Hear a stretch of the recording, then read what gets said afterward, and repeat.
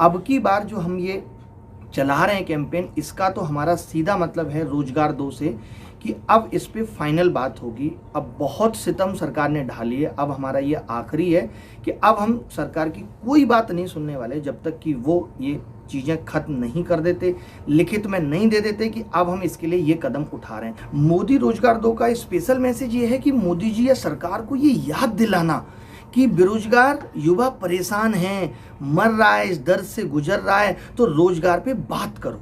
अब एक दिन में रोजगार तो दे दी नहीं जाएगा, इसका मतलब है कि रोजगार पे बात करो। जो एग्जाम आप फेयर नहीं करा पा रहे, हम उन समस्याओं को बताएंगे ना। एसएससी और सीजीएल का जो मामला है, ये क्या मामला है और आप हमारे व्यूअर्स को थोड़ा आसानी से समझाएं। देखिए 2013 के बाद से ही 2013 में पेपर कैंसिल हुआ, फिर दोबारा हो गया, वो चलिए 1-1.5 साल उसमें लगा, फिर लगा कि अब सब कुछ ठीक हो जाएगा। लेकिन 2014 के बाद से तो लगातार जो दिक्कतें आई हैं, पहली दिक्कत तो यही कि वैकेंसी घटना, 2014 में 20,000, 15 में वही 8,000 9,000 रह गई और अब वैकेंसी खिसक के 6,500 7,000 आ चुकी हैं। चलो ये भी हमने मान लिया कि वैकेंसी कम है, और उन वैकेंसी को भी ठीक तरीके से नहीं फिल किया जा रहा। आप 2018 में देखेंगे एक यूएफएम ला करके सरकार ने लाखों अभ्यर्थी को बाहर कर दिया, उसके लिए हमें कैंपेन चलाना पड़ा कि यूएफएम वापस लो, तब जाके वो यूएफएम वापस हुई। सीएचएसएल में घोटाला, अभी 2019 का रिजल्ट आया तो ये पेपर को एक लेवल पे नहीं कर पा रहे, एक पेपर इतना आसान बना देते। पिछले 2 साल से ऐसा हो रहा है कि कट ऑफ 85% जा रही है। कंपटीशन के एग्जाम में कट ऑफ का इतना जाना ही गलत है। इसका मतलब आप पेपर का स्तर ही नहीं ठीक तरीके से सेट कर पा रहे, आपने मजाक बना दिया है। अरे कौन है भाई आपके पेपर सेट करने वाले जो 3 पेपर को एक लेवल पे नहीं सेट कर सकते? और अगर कभी ऐसा होता है कि करप्शन का मामला पाया जाता है, जैसे 2017 में करप्शन का मामला हुआ तो उस केस को खत्म कर दिया गया, जबकि उसके टाइम भी प्रोटेस्ट हुआ था, मैंने किया, हमने ऑफलाइन प्रोटेस्ट किया, तब भी ये बात उस वक्त एक कहकर खत्म कर दी गई कि इसकी जांच होगी। उसके बाद जांच हुई, सीबीआई में केस गया, कमेटी बनी, मैंने खुद प्रूफ दिए, मैं आज भी दे सकता हूं आपके चैनल पे हर जगह कि मैंने प्रूफ दिए कि नकल हुई, मुझसे आके बात करें, पूछे, मैं प्रूफ दूं। आज वो प्रूफ सीबीआई में जमाए, उसके बावजूद भी पेपर कैंसिल नहीं हुआ। और जब पेपर इस तरीके से कैंसिल नहीं होता तो इससे लोगों का भी मनोबल टूटता है और उस संस्था का जो एसएससी है उसका मनोबल बढ़ता है कि कोई बात नहीं, हम करप्शन करेंगे, कोई फर्क नहीं पड़ता। बता देते हो कि विद्यार्थी उसमें 200 नंबर लाके भी फाइट नहीं कर पा रहा, ये मेन इशू है सीजीएल का।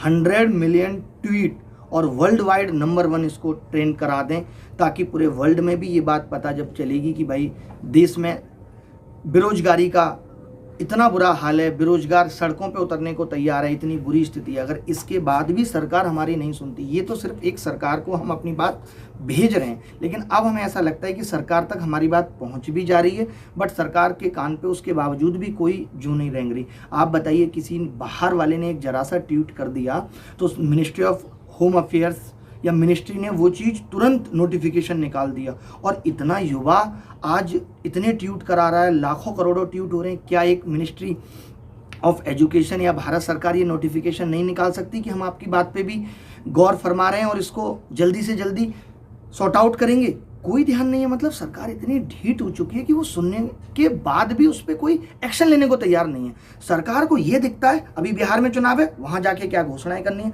अभी बंगाल में चुनाव है, वहां जाके क्या घोषणाएं करनी है।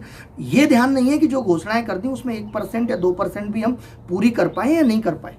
और जैसा कि मन की बात को डिसलाइक करने वाला जो मामला था, वो कहा जाता है कि आप ही का वो कैंपेन था। मैंने ही वो कैंपेन शुरू किया था कि भाई मन की बात को ही डिसलाइक करो, हमारा ये था। उससे पहले मैंने एक वीडियो बनाई कि बहुत हुई मन की बात, मोदी जी अब करो रोजगार की बात। मीडिया हमारी बात को उस वक्त नहीं सुन रहा था, नहीं दिखा रहा था, तो हमने कहा अगर मन की बात को जितना डिसलाइक कराया जाएगा तो लोगों की नज़र आएगी कि ये हुआ क्यों है। जैसे अभी ये मोदी रोजगार दो हमने ट्रेंड शुरू किया तो लोगों की नज़रों में आया कि अच्छा ये प्रॉब्लम है देश के अंदर, और हम बात बहुत सत्यता के साथ रख रहे हैं, प्रूफ के साथ रख रहे हैं कि लोग परेशान हैं। हमसे पूछिए, आपको पता चले, हम दिखाएं लोगों के मैसेज, हम दिखाएं लोगों के मेल।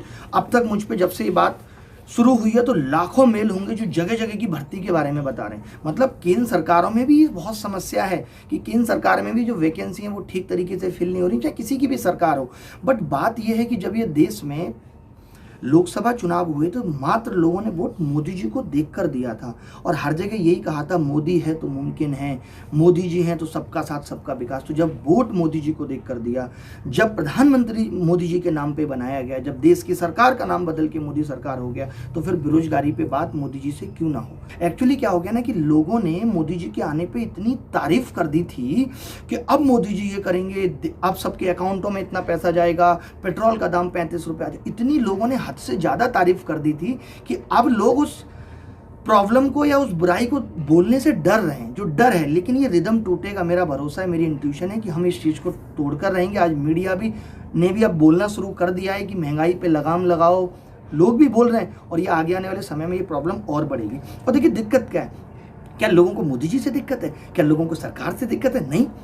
बट अगर प्रजा को कोई दिक्कत है तो मोदी जी उसे सुने तो सही। मोदी जी अमेरिका जाके ये कह दें कि अब की बात ट्रंप सरकार, मोदी जी वहाँ जाके, मोदी जी के पास इन सब बातों की दखलंदाजी के लिए समय है, मोदी जी के पास और चीज़ों के लिए समय है। क्या मोदी जी अपनी 2 रैली बंगाल की कम करके देश के युवा पे बात नहीं कर सकते, देश के किसान को कन्विंस नहीं कर सकते? क्यों नहीं कर सकते भाई? राजा है, उन्होंने पूरे देश को कन्विंस वोट के लिए कर लिया। अब उसकी समस्या को सुलझाने के लिए वो कन्विंस नहीं कर सकते कि रुको मैं ऐसा कर रहा हूँ, दिखाओ ना प्रॉब्लम क्या है। 2015 में तो मोदी जी खुद कहते थे देश का युवा परेशान है, इतने करोड़ रोजगार लेके आऊंगा। उन्होंने सारी समस्याओं को उठाया था, उन्हीं सबको देख के तो हमने उनको वोट दिया और इतने बहुमत से वोट दिया। वो इस चीज़ का गलत फायदा उठा रहे हैं, कब तक उठाएंगे? एक दिन खत्म होंगी ये सारी चीज़ें भी। देखिए घमंड किसी का भी नहीं रहा, आज वो इतने ज़्यादा रिजिड हो गए हैं कि इन बातों पर बोलने से कतरा रहे हैं। जब देश इतना डिजिटल हो सकता है तो एग्जाम फेयर क्यों नहीं हो सकता? मोदी जी कहते हैं चुनाव फेयर है। इस देश में जब सब कुछ फेयर है तो एग्जाम क्यों नहीं फेयर हो सकता? चुनाव का रिजल्ट तो बहुत जल्दी आ जाता है। अगर इनको भी लटका दिया जाए 1.5-2 साल, उसके बाद भर्ती कोर्ट में फंस जाए इनकी भी, तब इनको पता चले कि 5 साल सरकार चलने के बाद पता चला कि ये साहब भी एमएलए एमपी बन पाए, तब इनको उस दर्द का एहसास होगा। हम तो बस ये कह रहे हैं कि सरकार इस टॉपिक पे बात कर ले कि भाई आप किस लिए कर रहे हो आंदोलन। आप टोटल 2 करोड़ दे दो 5 साल की सरकार में, लेकिन वो रोजगार होना चाहिए। ये नहीं कि आपने स्किल इंडिया के तहत किसी को ट्रेनिंग दे करके एक दर्जी बना दिया, आप उसको भी रोजगार में काउंट कर रहे हो। तो दर्जी तो इससे पहले भी हुआ करते थे। तो ये सब चीज़ें नहीं चाहिए हमें। हमारा मतलब ये है कि वास्तव में रोजगार दो। जो संस्थाएं हैं जैसे यूपीएससी है, एसएससी है, अब इन्होंने सीईटी लाने की बात कर दी, तो सीईटी की प्लानिंग क्या है? मतलब सरकार इन बातों को शेयर करे, ट्रांसपेरेंसी लाए। डिजिटल इंडिया का मतलब यही है कि कैसे आप उन वैकेंसी को फिल करोगे, कैसे आप करप्शन को खत्म करोगे। आप एक डिपार्टमेंट बनाओगे जो इस बात की, जिसकी लाइबिलिटी होगी कि एग्जाम में करप्शन ना हो। कल को आवाज़ उठाने के लिए हमारे पास वो डिपार्टमेंट या वो मिनिस्ट्री होनी चाहिए जहाँ पे हम कह सकें 10,000 लोग जाके कि भाई इस एग्जाम में धांधली हुई है। आज बात बात पे हमें सरकार को पकड़ना पड़ रहा है, ये ना करना पड़े हमें।